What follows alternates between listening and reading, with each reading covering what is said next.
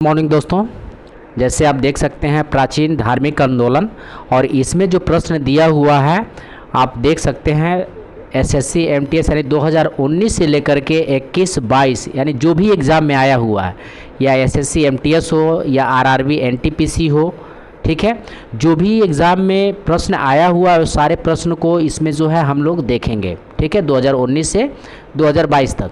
तो आइए दोस्तों हम लोग इसको स्टार्ट करते हैं।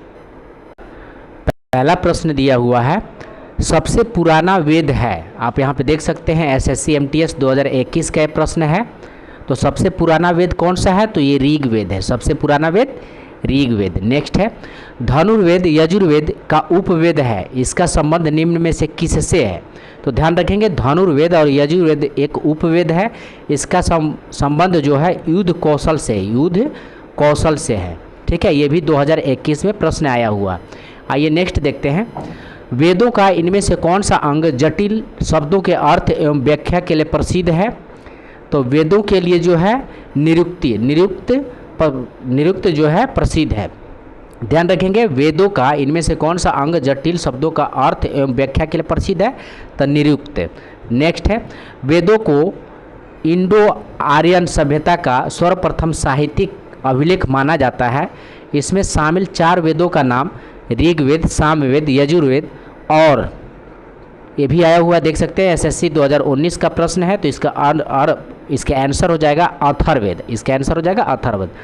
नेक्स्ट है, डैश सबसे पुराना उपनिषद है। तो सबसे पुराना उपनिषद कौन सा है? तो छंदोग्य उपनिषद जो है सबसे पुराना उपनिषद है। ये आया हुआ आपको आरआरबी ग्रुप डी 2018 में प्रश्न आया हुआ है, ध्यान रखेंगे। नेक्स्ट है, निम्नलिखित में से किस उपनिषद में वसुदेव कुटुंबकम शब्द का उल्लेख किया गया है? तो ये प्रश्न पूछा गया आरआरबी ग्रुप डी 2018 में। तो इसका आंसर हो जाएगा आपको महाउपनिषद। महाउपनिषद में वसुदेव कुटुंबकम शब्द का उल्लेख किया गया है, ध्यान रखेंगे, ठीक है। नेक्स्ट देखते हैं, निम्न में से किस वेद में संगीत से संबंधित ज्ञान संग्रहित है? तो किस वेद में संगीत से संबंधित ज्ञान संग्रहित है? तो सामवेद में। नेक्स्ट है, भारत का राष्ट्रीय आदर्श वाक्य सत्यमेव जयते अर्थात सत्य की हमेशा विजय होती है किस प्राचीन भारतीय शास्त्र से उद्धृत एक मंत्र है? तो इसका आंसर हो जाएगा मुंडको उपनिषद। मुंडको उपनिषद से जो है लिया गया है सत्यमेव जयते। नेक्स्ट है, निम्नलिखित में कौन सा वेद जादुई अनुष्ठानों और वशीकरण के बारे में बताता है? तो यहाँ पे आप देख सकते हैं आरआरबी ग्रुप डी 2018 में आया हुआ प्रश्न है, ठीक है। तो इसको देखते हैं इसका ऑप्शन। तो इसका आंसर हो जाएगा आपको अथर्ववेद। नेक्स्ट है, ऋग्वेद में सूक्ति है। तो ऋग्वेद में जो है सूक्ति कितनी है? तो 1028 सूक्ति है। ऋग्वेद में 1028 सूक्ति है। नेक्स्ट है, लोकायत दर्शन का अन्य नाम है। तो लोकायत दर्शन का अन्य नाम क्या है? तो चार्वक दर्शन, ध्यान रखेंगे चार्वक दर्शन। नेक्स्ट क्वेश्चन देखते हैं, न्याय दर्शन को प्रचारित किया था। तो न्याय दर्शन को प्रचारित कौन किया था? तो ये किए थे आपको गौतम ने, न्याय दर्शन को प्रचारित किया था गौतम ने। नेक्स्ट है, ऋग्वेद में अघन्या यानी बध योग्य नहीं शब्द का प्रयोग किसके लिए किया गया है? तो ये गाय के लिए किया गया है, ध्यान रखेंगे गाय के लिए। ये भी पूछा गया है, यूपीपीसीएस 2017 का प्रश्न आया हो। यानी जो भी आपको 2017, 18, 19, 20, 21 में प्रश्न कोई भी एग्ज़ाम में आया हुआ तो इस बुक में दे दिया है दोस्तों। तो आइए इसको हम लोग देख लेते हैं और इसको जो है हम लोग टॉपिक वाइज प्रश्न देखेंगे, ठीक है। आइए नेक्स्ट देखते हैं, निम्नलिखित में से किस ग्रंथ को सप्त सहस्त्री संहिता के नाम से जाना जाता है? सप्त सहस्त्री संहिता के नाम से जाना जाता है। तो इसका आंसर हो जाएगा आपको महाभारत को, ध्यान रखेंगे संहिता के नाम से जाना जाता है। नेक्स्ट है, ऋग्वेद के 10वें मंडल में निम्नलिखित में से कौन सा स्रोत विवाह समारोह पर प्रकाश डालता है? तो पुरुष सूक्ति जो है, पुरुष सूक्ति ऋग्वेद के 10वें मंडल में पुरुष सूक्ति जो है विवाह समारोह पर प्रकाश डालता है, ध्यान रखेंगे विवाह समारोह पे पुरुष सूक्ति प्रकाश डालता है। ये सीडीएस 2018 में पूछा हुआ प्रश्न है। नेक्स्ट है, शतपथ ब्राह्मण से संबंधित राजा विधेग माधव से संबंधित ऋषि थे। तो राजा विदेह माधव से संबंधित ऋषि कौन थे? तो ये थे आपको ऋषि गौतम रहुगण, ऋषि गौतम रहुगण। ये यूपी पीसीएस 2015 में पूछा हुआ प्रश्न है। आइए नेक्स्ट देखते हैं। डैश उपनिषदों में से डैश उपनिषद मुख्य माने जाते हैं? तो इसका आंसर हो जाएगा 108 उपनिषदों में से 13 उपनिषद मुख्य माने जाते हैं। ध्यान रखेंगे 108 उपनिषदों में से 13 उपनिषद मुख्य माने जाते हैं। नेक्स्ट है यजुर्वेद में यजुर का अर्थ क्या होता है? तो यजुर्वेद में यजुर का अर्थ पूछा है कि क्या होता है? तो यजुर का अर्थ होता है बलिदान। ध्यान रखेंगे यजुर्वेद में यजुर का अर्थ बलिदान होता है। आइए नेक्स्ट देखते हैं। यहाँ पे आप जो है अपना आंसर भी मिला सकते हैं, ठीक है। आइए नेक्स्ट क्वेश्चन देखते हैं। 19 नंबर प्रश्न दिया हुआ है। कठोपनिषद में नचिकेता नामक एक किशोर और देवता के बीच हुए बातचीत दर्ज है। निम्नलिखित में से कौन सा देवता नचिकेता से बात कर रहे हैं? तो इसका आंसर हो जाएगा भगवान यम जो है नचिकेता से बात कर रहे हैं, भगवान यम। नेक्स्ट है भारत की वैदिक काल अवधि कब तक चली थी? तो भारत का वैदिक काल अवधि कब तक चली थी? तो ये चली थी आपको 1500 से 600 बीसी। ध्यान रखेंगे वैदिक काल का अवधि कब था? तो 1500 से 600 बीसी जो है वैदिक काल की अवधि थी। नेक्स्ट है ऋग्वेद में ऐसे मंत्र हैं जिनमें अप्रमाणिक वलखिलिया भजन शामिल है। तो वलखिलिया भजन शामिल है, तो इसका आंसर हो जाएगा आपको 1028। ऋग्वेद में जो है कितना मंत्र हैं? तो 1028 मंत्र हैं। ध्यान रखेंगे। तो दोस्तों इस प्रश्न से आप देख सकते हैं यहाँ पे वलखिलिया भजन शामिल किया गया, यानी पूछने का लेवल, परीक्षा में प्रश्न पूछने का जो लेवल है कि कितना बेहतर हो चुका है। तो इस चीज़ को ध्यान रखेंगे और उसके हिसाब से तैयारी करेंगे। आगे देखते हैं। पुराणों के अनुसार भगवान विष्णु ने पृथ्वी को बचाने के लिए डैश के रूप धारण किया था। तो पुराणों के अनुसार भगवान विष्णु ने पृथ्वी को बचाने के लिए किस रूप का धारण किया था? तो ध्यान रखेंगे एक वराह का जो है रूप धारण किया था भगवान विष्णु ने। ध्यान रखेंगे। नेक्स्ट है ऋग्वैदिक पढ़ी किस वर्ग के नागरिक थे? ऋग्वैदिक पढ़ी किस वर्ग के नागरिक थे? तो इसका ऑप्शन देख लीजिए। ऐसे इसका आंसर हो जाएगा आपको ये व्यापारी थे। ध्यान रखेंगे ऋग्वैदिक पढ़ी जो है व्यापारी कहलाते थे। नेक्स्ट है ऋग्वैदिक काल के प्रारंभ में निम्न में से किसे महत्वपूर्ण मूल्यवान संपत्ति समझा जाता था? तो ये गाय को जो है मूल्यवान संपत्ति के रूप में समझा जाता था। ऋग्वैदिक काल में गाय को जो है मूल्यवान संपत्ति के रूप में समझा जाता था। ध्यान रखेंगे। ये यूपी पीसीएस 2015 का पूछा हुआ प्रश्न है। नेक्स्ट है सम्मिलित कीजिए, ठीक है। 2018 एसआई का प्रश्न है। ब्रह्मचर्य के बारे में दिया है कि कब से कब तक? तो ब्रह्मचर्य आपका, ठीक है। और एक यहाँ पे देखेंगे कि आश्रम दिया हुआ है और आयु दिया हुआ है, यानी आश्रम में जो है ब्रह्मचर्य कब से कब तक था? तो ब्रह्मचर्य जो है इसका हो जाएगा आपको जन्म से 25 वर्ष तक जो है ब्रह्मचर्य रहना है। गृहस्थ 25 से 50 वर्ष तक। गृहस्थ जीवन कब से कब? 25 से 50 वर्ष। वनप्रस्थ जीवन 50 से 75 वर्ष। वनप्रस्थ जीवन 50 से 75 वर्ष। और संन्यास कब लेना है? तो 75 से 100 वर्ष। ये जो है आश्रम का नियम था। आइए नेक्स्ट देखते हैं। किन 3 वेदों को संयुक्त रूप से वेदित्री कहा गया है? किन 3 वेदों को संयुक्त रूप से वेदित्री कहा गया है? तो इसका आंसर देख लेते हैं ऑप्शन। तो आप यहाँ पे देख सकते हैं इसका ऑप्शन जो है सी इसका सही हो जाएगा, यानी ऋग्वेद, सामवेद और यजुर्वेद को जो है वेद त्रिय कहा जाता है। ध्यान रखेंगे ऋग्वेद, सामवेद और यजुर्वेद को वेद त्रिय कहा जाता है। नेक्स्ट है बौद्धिक सभ्यता में आर्यों की भाषा क्या थी? तो बौद्धिक सभ्यता में आर्यों की भाषा क्या थी?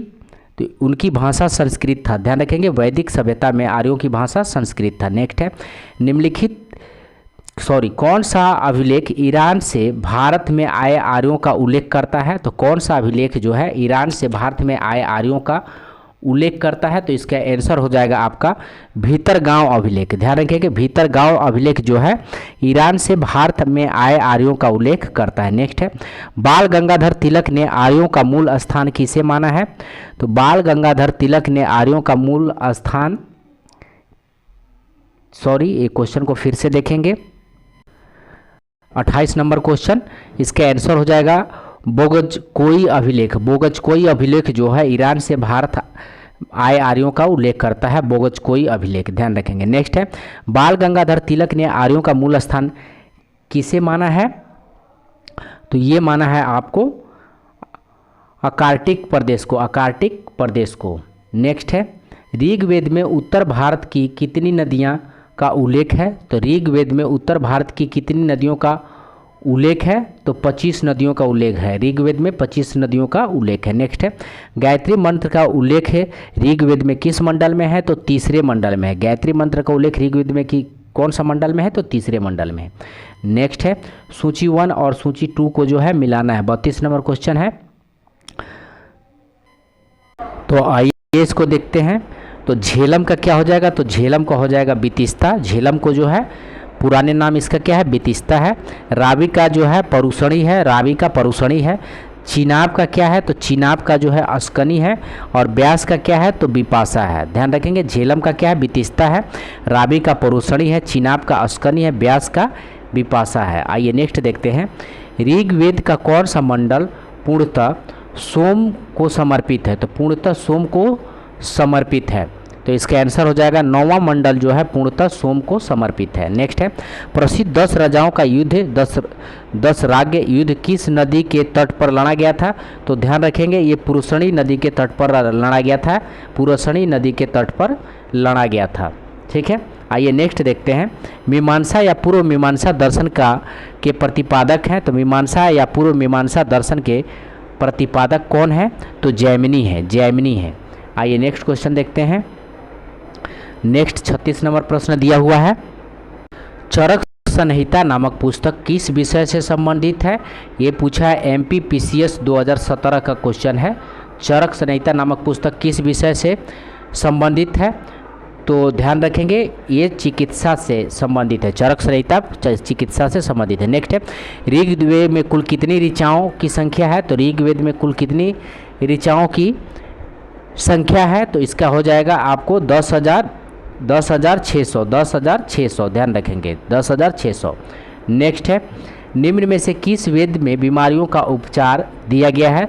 तो बीमारियों का उपचार किस में दिया गया है? तो ये अथर्ववेद में दिया गया है, बीमारियों का उपचार अथर्ववेद में दिया गया। नेक्स्ट है, गायत्री मंत्र की रचना किसने की थी? तो गायत्री मंत्र की रचना जो है विश्वामित्र ने किया था, गायत्री मंत्र की रचना विश्वामित्र ने किया था। नेक्स्ट है, निम्नलिखित में से निम्नलिखित किन नदियों का उल्लेख अफगानिस्तान के साथ आर्यों के संबंध का सूचक है? तो इसका आंसर हो जाएगा आपको कुंभा और क्रमु, कुंभा और क्रमु नदियों का जो है अफगानिस्तान से आर्यों से संबंध है, आर्य कुंभा और क्रमु। नेक्स्ट है, पुरुष सूक्ति किस वेद का एक मंत्र संग्रह है? तो पुरुष सूक्ति किस वेद का एक मंत्र संग्रह पूछा है? तो ये जो है ऋग्वेद का है, पुरुष सूक्ति जो है ऋग्वेद का है। आइए नेक्स्ट देखते हैं, आर्य शब्द इंगित करता है, आर्य शब्द किसको इंगित करता है? तो श्रेष्ठ वंश को जो है इंगित करता है, श्रेष्ठ वंश को। नेक्स्ट है, व्याकरण का सर्वप्रथम रचयिता रचित पुस्तक कौन है? तो व्याकरण का सर्वप्रथम रचित पुस्तक अष्टाध्याय है, अष्टाध्याय है। नेक्स्ट है, वैदिक भजनों या मंत्रों के संग्रह को के नाम से जाना जाता है? तो इसका आंसर हो जाएगा संहिता, वैदिक भजनों या मंत्रों के संग्रह को संहिता के नाम से जाना जाता है। ध्यान रखेंगे, वैदिक भजनों या मंत्रों के संग्रह को संहिता के नाम से जाना जाता था। ठीक है, नेक्स्ट है, ऋग्वेद में किस देवता का सर्वाधिक 250 बार उल्लेख है? तो ध्यान रखेंगे ये जो है आपको इंद्र का है, इंद्र का जो है उल्लेख 250 बार उल्लेख है, ध्यान रखेंगे। नेक्स्ट है, ऋग्वेद पुस्तक या मंडलों में विभाजित है? तो ऋग्वेद पुस्तकों और मंडलों में विभाजित कितना है? तो ऋग्वेद जो है 10 मंडलों में 10 पुस्तक या मंडलों में विभाजित है, ध्यान रखेंगे। आइए नेक्स्ट देखते हैं, नेक्स्ट है 47 नंबर प्रश्न, निम्नलिखित में से भारतीय दर्शन का कौन सा जोड़ा गलत है? गलत पूछा है। तो आइए इसको देख लेते हैं। तो संख्या दर्शन कपिल मुनि का है, बिल्कुल सही है, संख्या दर्शन कपिल मुनि का है। न्याय दर्शन ये गौतम का है, बिल्कुल सही है। योग दर्शन पतंजलि का है, ये भी बिल्कुल सही है। मीमांसा ये बद्र नारायण का दिया है, ये जो है गलत है, ठीक है। मीमांसा जो है ये बद्र नारायण का नहीं है। आइए नेक्स्ट क्वेश्चन देखते हैं। वैदिक काल के एक चरण में राजा को गोपति कहा जाता है, जिसका अर्थ है, तो जिसका अर्थ है आपको मवेशियों का स्वामी। गोपति किसको कहा जाता था? मवेशियों का स्वामी। राजा को जो है गोपति कहा जाता था, मवेशियों का स्वामी। नेक्स्ट है, निम्न भारतीय दर्शनों में से कणाद या उलूक द्वारा रचित कौन सा है? तो कणाद या उलूक द्वारा रचित कौन सा पूछा है? तो इसका आंसर हो जाएगा आपको वैशेषिक। वैशेषिक जो है कणाद या उलूक द्वारा रचित ग्रंथ है वैशेषिक। आइए नेक्स्ट देखते हैं। लिंग पूजा का प्रथम स्पष्ट उल्लेख किस पुराण में मिलता है? तो मत्स्य पुराण में मिलता है। लिंग पूजा का प्रथम स्पष्ट उल्लेख मत्स्य पुराण में मिलता है। नेक्स्ट है, वह प्राचीन स्थान कौन सा जहां 60,000 ऋषियों मुनियों की सभा में संपूर्ण महाभारत कथा का वाचन किया गया था? तो इसका आंसर हो जाएगा आपको नैमिषारण्य। नैमिषारण्य जो है ये संपूर्ण महाभारत, जहाँ पे जो है 60,000 ऋषि मुनियों की सभा में संपूर्ण महाभारत कथा का वाचन किया गया था, नैमिषारण्य। नेक्स्ट है, पुराणों की संख्या कितनी है? तो पुराणों की संख्या 18 है। पुराणों की संख्या 18 है। महावीर तीर्थकार में अंतिम तीर्थकार माने जाते हैं, तो महावीर 24वें तीर्थकार और अंतिम तीर्थकार माने जाते हैं, ध्यान रखेंगे। नेक्स्ट है, 6ठी शताब्दी ईसा पूर्व के प्रारंभ में भगवान महावीर का जन्म निम्नलिखित में से किस स्थल पर हुआ था? तो महावीर का जन्म जो है आपको वैशाली में हुआ था, ध्यान रखेंगे। महावीर का जन्म जो है वैशाली में हुआ था, 6ठी ईसा पूर्व। नेक्स्ट है, भगवान महावीर का मूल्य नाम क्या था? तो भगवान महावीर का मूल्य नाम वर्धमान था। आइए नेक्स्ट क्वेश्चन देखते हैं। 56 नंबर क्वेश्चन है, जैन मठ संस्थाओं को क्या कहा जाता है? तो जैन मठ संस्थाओं को क्या कहा जाता है पूछा है, तो इसका आंसर हो जाएगा आपको वसदी कहा जाता है। जैन मठ संस्थाओं को क्या कहा जाता है? तो वसदी कहा जाता है, ध्यान रखेंगे। उस पवित्र शहर का नाम बताए जिसे प्रथम एवं चतुर्थे जैन तीर्थकार का जन्म स्थान माना जाता है, ध्यान रखेंगे। उस पवित्र शहर का नाम बताए जिसमें प्रथम एवं चतुर्थे जैन तीर्थकारों का जन्म स्थान माना जाता है, तो ध्यान रखेंगे अयोध्या को माना जाता है, अयोध्या को माना जाता है, ठीक है। जैन धर्म और बौद्ध धर्म के उदय में भारत में ईसा पूर्व 1 शताब्दी में धार्मिक अशांति देखी गई, तो 58 नंबर का इसका आंसर हो जाएगा आपको 6ठी शताब्दी में, 6ठी शताब्दी में देखी गई थी।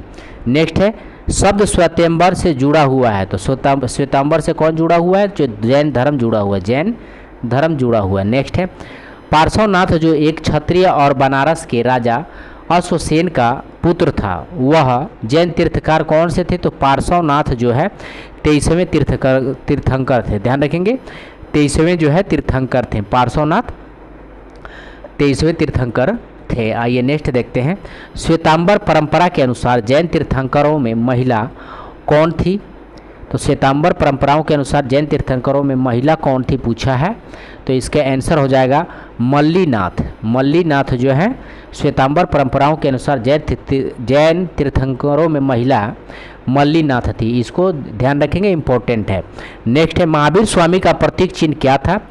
तो महावीर स्वामी का प्रतीक चिन्ह शेर था, महावीर स्वामी का प्रतीक चिन्ह शेर था। नेक्स्ट है, महावीर स्वामी को कैवल्य किस नदी पर के किनारे पर प्राप्त हुआ है? तो कैवल्य यानी कैवल्य जो है पूर्ण ज्ञान को यानी ऋजुपालिका नदी, ध्यान रखेंगे, ठीक है। नेक्स्ट है, महावीर स्वामी की मृत्यु 468 ईसा पूर्व में किस स्थान पर हुई थी?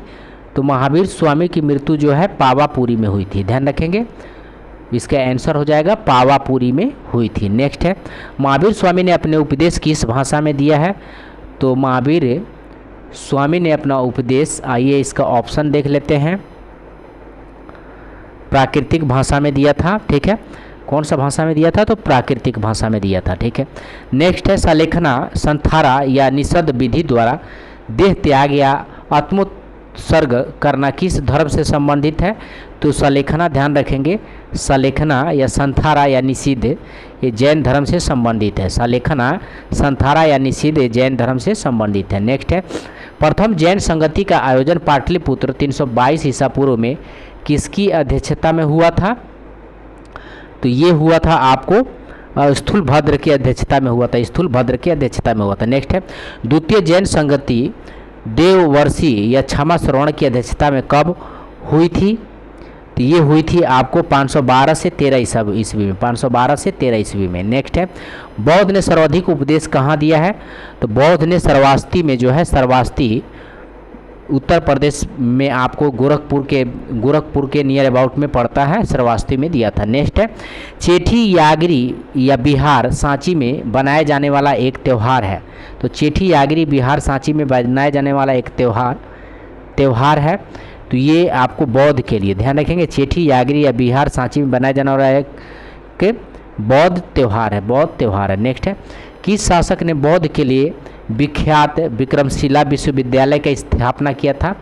तो विख्यात विक्रमशिला विश्वविद्यालय का स्थापना कौन किया था? तो धर्मपाल ने किया था। ध्यान रखेंगे, विख्यात विक्रमशिला विश्वविद्यालय की स्थापना बौद्ध धर्म के लिए किसने किया था? तो धर्मपाल ने किया था। गौतम बुद्ध ने अपना प्रथम उपदेश कहाँ दिया है? तो गौतम बुद्ध ने अपना प्रथम उपदेश सारनाथ में दिया है, सारनाथ में दिया। नेक्स्ट देखते हैं, बुद्ध ने अपने जीवन का अंतिम वर्षा ऋतु कहाँ बिताई थी? तो वर्षा ऋतु कहाँ बिताई थी? तो वैशाली में बिताई थी। ध्यान रखेंगे, बुद्ध ने अपने जीवन का अंतिम वर्षा ऋतु वैशाली में बिताई थी।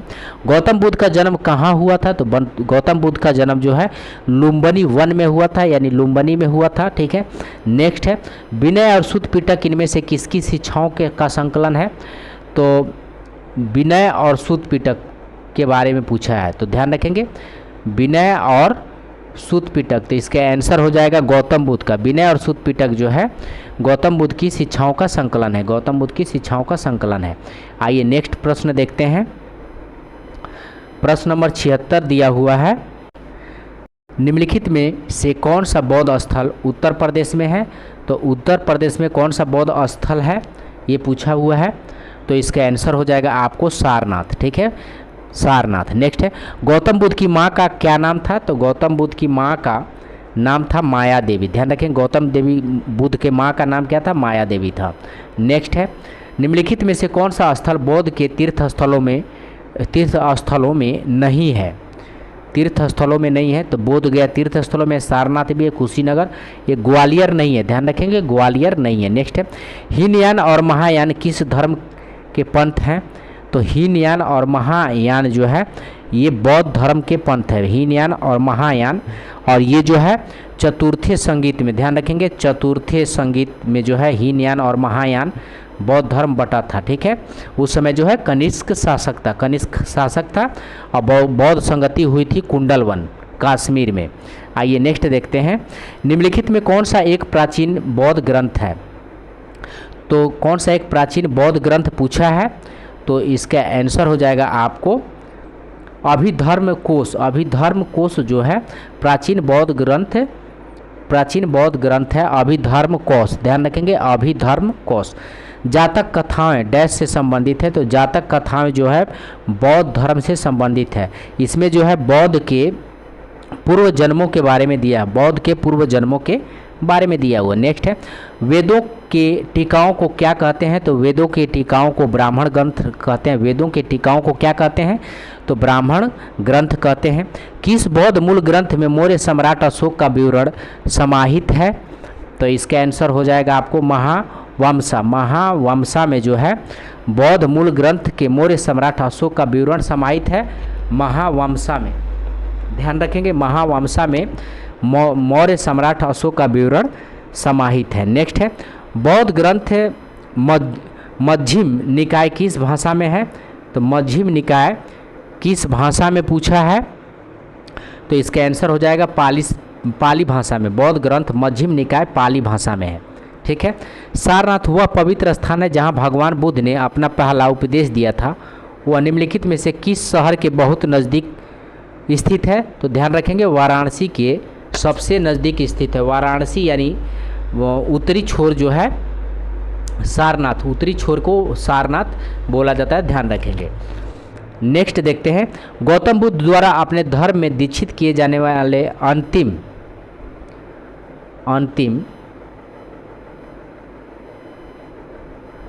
व्यक्ति निम्नलिखित में से कौन था? तो सुबोध था। ध्यान रखेंगे, सुबोध था, जो गौतम बुद्ध के द्वारा जो है अंतिम व्यक्ति को शिक्षित किया गया था। नेक्स्ट है, त्रिपिटक किसकी धार्मिक पुस्तक है? तो त्रिपिटक जो है बौद्ध धर्म की धार्मिक पुस्तक है। नेक्स्ट है, अनात्मवाद सिद्धांत है। अनात्मवाद सिद्धांत है, तो इसका आंसर हो जाएगा आपको बौद्ध दर्शन का। अनात्मवाद सिद्धांत है बौद्ध दर्शन का। वेरी वेरी इंपॉर्टेंट क्वेश्चन 2017 में आप देख सकते हैं, यहाँ पूछा गया है। बौद्ध तीर्थ स्थान दांत का मंदिर यहाँ स्थित है।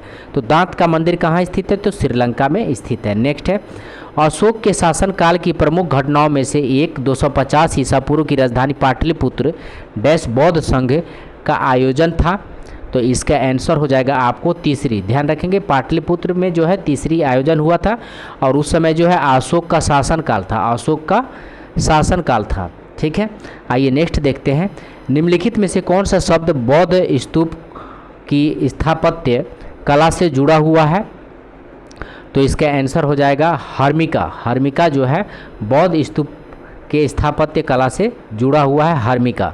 गौतम बुद्ध ने अपने उपदेशों में जनसाधारण की भाषा का प्रयोग किया है, पाली भाषा का प्रयोग किया है, पाली भाषा का प्रयोग किया है। नेक्स्ट है, निम्नलिखित में कौन सा स्तूप स्थल उत्तर प्रदेश राज्य में स्थित नहीं है? पूछा है, उत्तर प्रदेश राज्य में स्थित नहीं है। तो चौखांडी स्थित है, धमेक भी स्थित है, रंभार भी स्थित है। ये भरहुत जो है उत्तर प्रदेश में स्थित नहीं है। भरहुत जो है उत्तर प्रदेश में स्थित नहीं है। आइए नेक्स्ट देखते हैं, गौतम बुद्ध को ज्ञान कहाँ पर प्राप्त हुआ था? तो गौतम बुद्ध को जो है बोध गया में ज्ञान प्राप्त हुआ था। नेक्स्ट है, ओम कहाँ से लिया गया है? ओम कहाँ से लिया गया है? तो इसका आंसर हो जाएगा आपको बृहदारण्यक उपनिषद से, बृहदारण्यक उपनिषद से लिया गया। नेक्स्ट है, बौद्ध ग्रंथ का अध्ययन करने के लिए विजयवाड़ा में कौन सा चीनी विद्वान रहा था? तो विजयवाड़ा में कौन सा चीनी विद्वान रहा था? तो इसका आंसर हो जाएगा कुरुई विम्पिंग। ध्यान रखेंगे, इसका आंसर हो जाएगा जुआन झांग जो है ये विजयवाड़ा में रहा था। विजयवाड़ा में बौद्ध ग्रंथ का अध्ययन करने के लिए विजयवाड़ा में रहा था जुआन झांग। ठीक है, आइए नेक्स्ट क्वेश्चन देखते हैं। 97 नंबर प्रश्न है, स्तूप क्यों बनाए गए थे?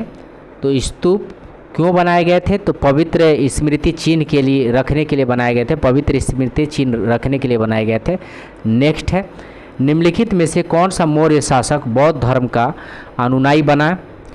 तो ये बना था आपको अशोक बना था। नेक्स्ट है, जहाँ यह मानते हैं कि भगवान बुद्ध ने अपना पहला उपदेश दिया है उस स्मारक का नाम बताइए जिसे seat of the Holi Buddha भी कहा जाता है। तो इसका आंसर हो जाएगा आपको सिंगादर स्तूप स्वात घाटी। ध्यान रखेंगे, मोस्ट इम्पोर्टेंट है, सीट ऑफ द होली भी कहा जाता है तो सिंगादर स्तूप स्वात घाटी। ध्यान रखेंगे। नेक्स्ट है, तीसरे बौद्ध परिषद किस शहर में आयोजित किया गया था? तो तीसरी बौद्ध परिषद किस शहर में आयोजित किया गया था? तो पाटलिपुत्र में आयोजित किया गया था। बौद्ध धर्म और जैन धर्म दोनों के उपदेश किसके शासनकाल में दिए गए थे? तो ये बिंबिसार के शासनकाल में दिए गए थे। नेक्स्ट है, बौद्ध धर्म ग्रहण करने वाली पहली महिला कौन थी?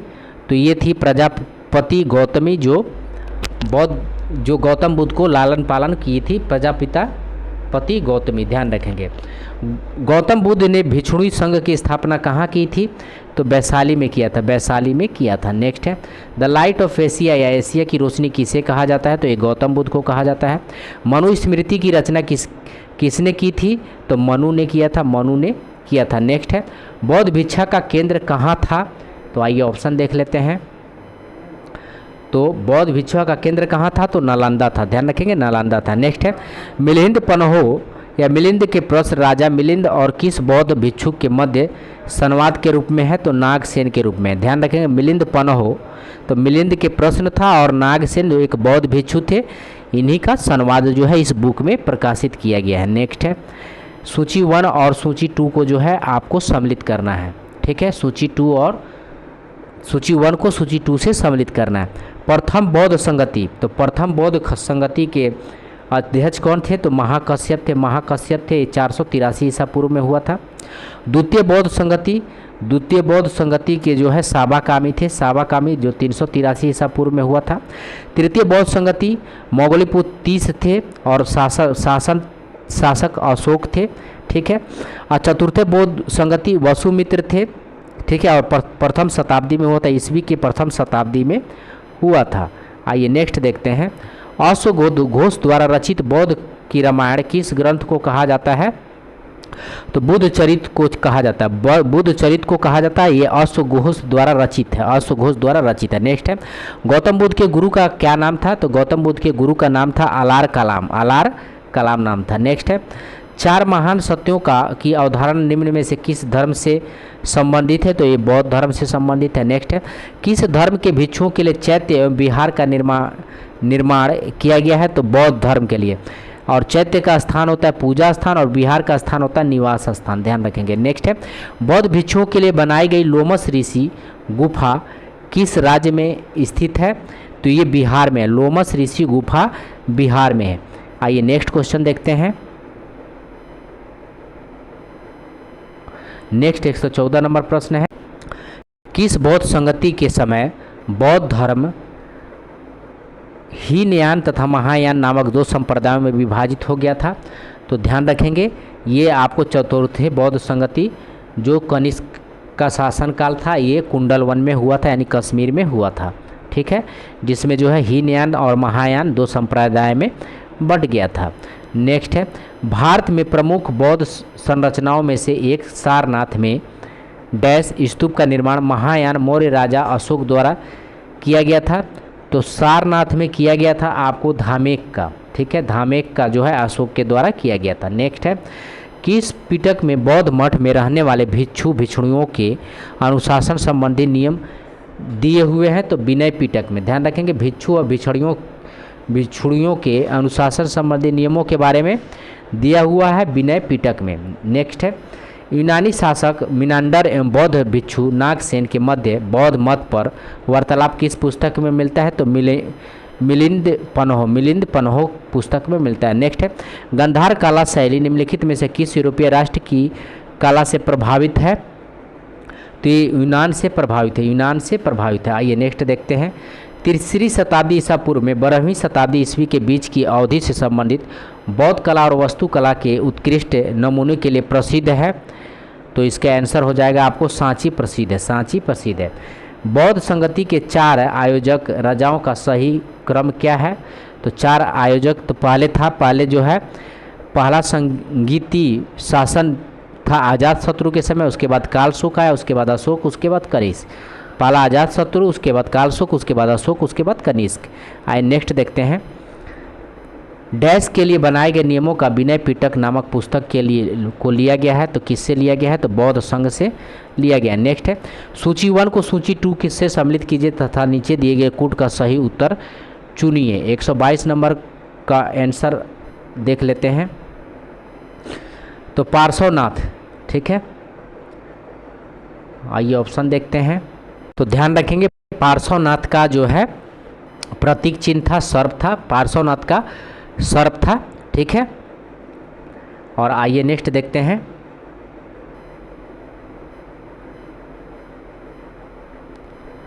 और आदिनाथ का जो है वृषभ था। आदिनाथ का क्या था?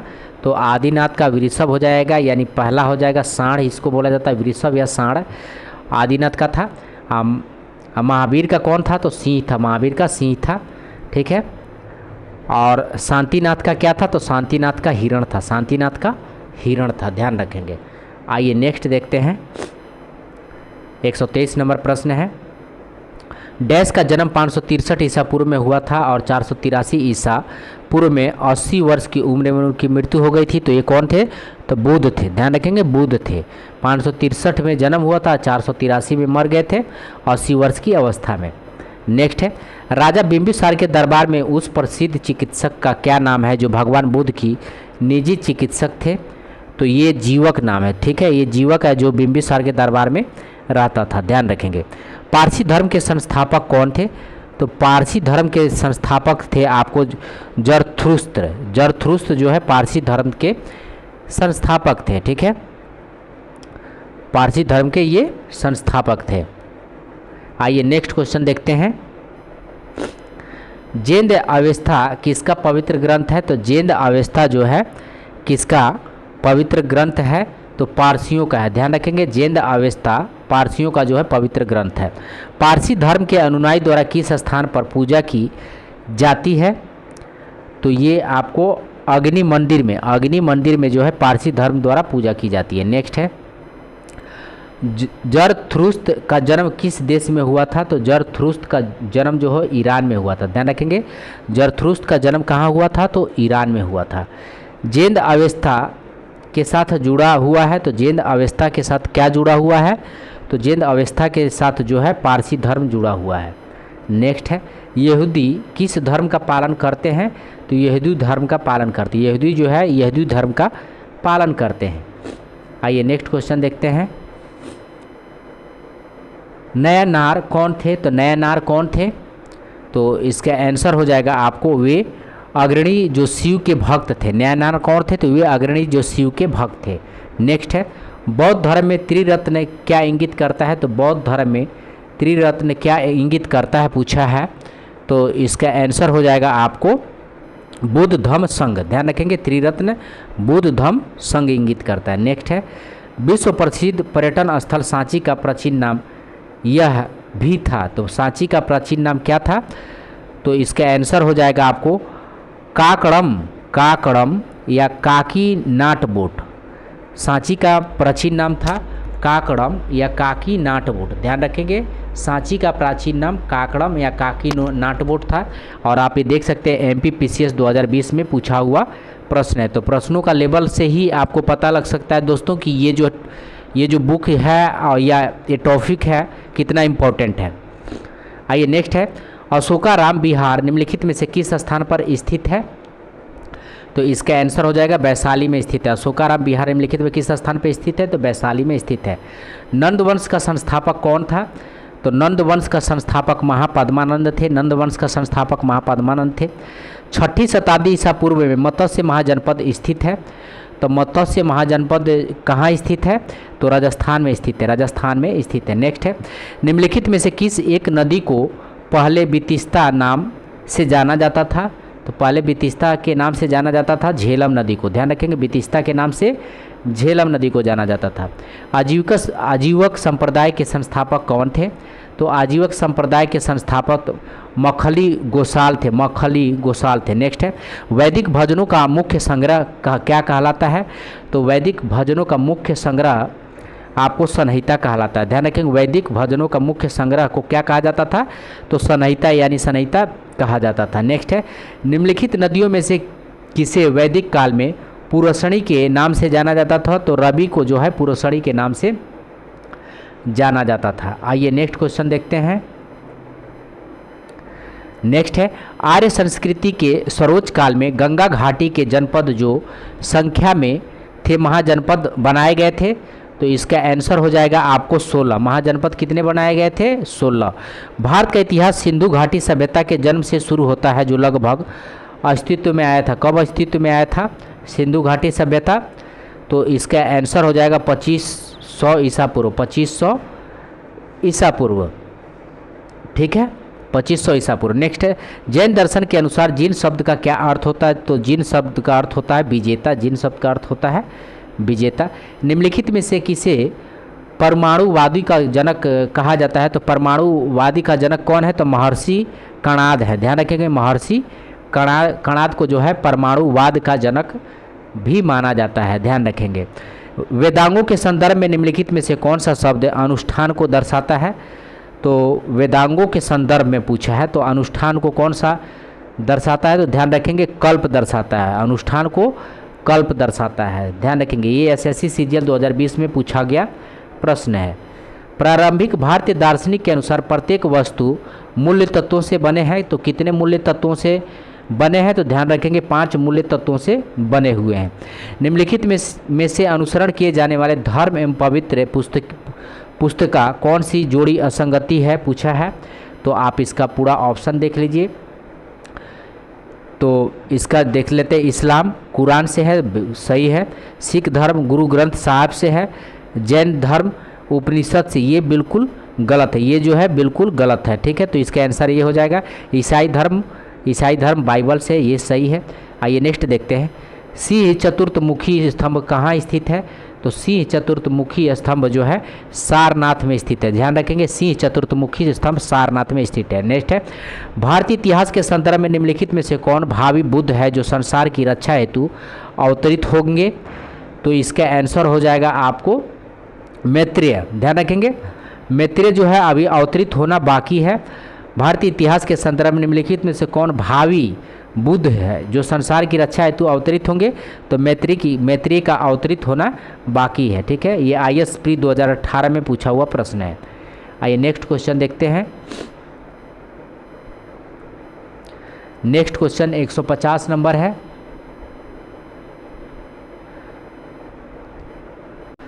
एक 150 नंबर प्रश्न दिया हुआ है, गंध तीन्तु जातक कथा किस भाषा में लिखी गई है। तो ध्यान रखेंगे पाली भाषा में लिखी गई। जातक आए तो ध्यान रखेंगे गौतम बुद्ध से रिलेटेड है, और गंध तीन्तु जो है पाली भाषा में लिखी गई है। और आप यहाँ पे देख सकते हैं CDS 2018 में पूछा हुआ प्रश्न है, निम्नलिखित में कौन सा यहूदी धर्म से संबंधित है। तो यहूदी धर्म से कौन संबंधित है। तो इसका आंसर हो जाएगा आपको तोराहा जो है यहूदी धर्म से संबंधित है, तोराहा। नेक्स्ट है, बोरोबुडुर बौद्ध मंदिर कहाँ स्थित है। बोरोबुडुर बौद्ध मंदिर कहाँ स्थित है। तो इसका आंसर हो जाएगा आपको इंडोनेशिया में। बोरोबुडुर बौद्ध मंदिर कहाँ स्थित है, इंडोनेशिया में है, 2016 में पूछा हुआ प्रश्न है। आइए नेक्स्ट देखते हैं, डैश वास्तुकला के मुख्य रूप से चैत्य विहार स्तूप और स्तंभ होते हैं। तो ये बौद्ध के होते हैं, ध्यान रखें बौद्ध के होते हैं, ठीक है। 153 नंबर। नेक्स्ट है, बौद्ध सत्व पद्मपणि का चित्र सर्वाधिक प्रसिद्ध और प्रायः चित्रित चित्रकारी है जो। तो इसका आंसर हो जाएगा आपको अजंता में है, ठीक है। बौद्ध सत्व पद्माणी का चित्र सर्वाधिक प्रसिद्ध कहाँ पे है, अजंता में है, अजंता की गुफाओं, ध्यान रखिएगा अजंता में। नेक्स्ट है, निम्नलिखित में से कौन सा ब्राह्मण ग्रंथ ऋग्वेद से संबंधित है। तो ऋग्वेद से कौन सा ब्राह्मण ग्रंथ संबंधित है। तो ऐतरेय ब्राह्मण जो है ऋग्वेद से संबंधित है, ऐतरेय ब्राह्मण ऋग्वेद से संबंधित है। नेक्स्ट है, राज्याभिषेक समारोह का विवरण निम्नलिखित में से किसमें किया गया है। तो इसका आंसर हो जाएगा आपको ऐतरेय ब्राह्मण में किया गया है। नेक्स्ट है, निम्नलिखित में से कौन सिकंदर के साथ भारत नहीं आया था। तो सिकंदर के साथ भारत कौन नहीं आया था। तो इसका आंसर हो जाएगा आपको डाइमेकस जो है सिकंदर के साथ भारत नहीं आया था। नेक्स्ट है, नंदवंश का अंतिम सम्राट कौन था। तो नंदवंश का अंतिम सम्राट जो है घनानंद था। नेक्स्ट है, चंडप्रद्योत किस प्राचीन गणराज्य के राजा था। तो चंडप्रद्योत जो है अवंती का राजा था, ध्यान रखेंगे चंडप्रद्योत कहाँ का राजा था। तो ये अवंती का राजा था, ठीक है, अवंती का राजा था यानी मध्य प्रदेश का राजा था। नेक्स्ट है, आइए नेक्स्ट देखते हैं, भारत का धर्म ज़ोरोस्ट्रियन मुख्य रूप से किस राज्य में पाया जाता है। तो आइए इसका ऑप्शन देख लेते हैं। तो ऑप्शन देख लीजिए, ऐसे इसका आपको आंसर हो जाएगा महाराष्ट्र में। नेक्स्ट है, ईसाई धर्म के संस्थापक कौन थे। तो ईसाई धर्म के संस्थापक कौन थे। तो ईसा मसीह थे। ईसाई धर्म के प्रमुख ग्रंथ कौन सा है। तो ईसाई धर्म के प्रमुख ग्रंथ बाइबल है। नेक्स्ट है, ईसा मसीह का जन्म कहाँ हुआ था। ईसा मसीह का जन्म जो है कहाँ हुआ था। तो इनका जन्म हुआ था आपको बेथेलहम में, ध्यान रखें बेथेलहम में, ठीक है। मिशनरीज ऑफ चैरिटी की स्थापना किसके द्वारा की गई है। मिशनरीज ऑफ चैरिटी की स्थापना किसके द्वारा की गई है। तो मदर टेरेसा के द्वारा की गई है। मिशनरीज ऑफ चैरिटी की स्थापना मदर टेरेसा के द्वारा की गई है। शिया और सुन्नी किस धर्म के प्रमुख संप्रदाय थे। तो ये जो है इस्लाम धर्म के थे। विश्व का एकमात्र यहूदी देश कौन सा है। तो यहूदी देश एकमात्र इजराइल है, इजराइल एकमात्र यहूदी देश है। नेक्स्ट है, हज़रत मोहम्मद साहब ने मक्का से मदीना की यात्रा कब की थी। तो मक्का से मदीना की यात्रा 622 ईस्वी में की थी, 522 ईस्वी में की थी। तो ध्यान रखेंगे 570 ईस्वी में उनका जन्म हुआ था, 570 ईस्वी में उनका जन्म हुआ था। ठीक है। मोहम्मद साहब को हीरा नामक गुफा में ज्ञान की प्राप्ति कब हुई थी? तो ज्ञान की प्राप्ति 610 ईस्वी में हुई थी और 40 वर्ष की उम्र में हुई थी, 40 वर्ष की उम्र में हुई थी। नेक्स्ट है, मोहम्मद साहब के जन्म के उपलक्ष्य में कौन सा त्यौहार मनाया जाता है? तो इसका आंसर हो जाएगा आपको ईद उल मिलादुन्नबी, ईद उल मिलादुन्नबी। ध्यान रखेंगे। कौन सा त्यौहार इस्लाम धर्म में रमज़ान महीने के अंत प्रदर्शित करता है? तो इसका आंसर हो जाएगा आपको ईद उल फितर। ध्यान रखेंगे, कौन सा त्यौहार इस्लाम धर्म में रमज़ान महीने का अंत प्रदर्शित करता है? तो ईद उल फितर, ईद उल फितर। तो यहाँ तक रहा दोस्तों। अब हम लोगों ने देखा 2017 से लेकर के 2022 में जो सभी एग्जामों में प्रश्न पूछे गए हैं उसका जो है हम लोगों ने वो सारे प्रश्नों को देख लिया है। ऐसे ही हम लोग टॉपिक जो है पर प्रश्नों का संग्रह देखेंगे दोस्तों। अगले वीडियो में मिलते हैं। धन्यवाद।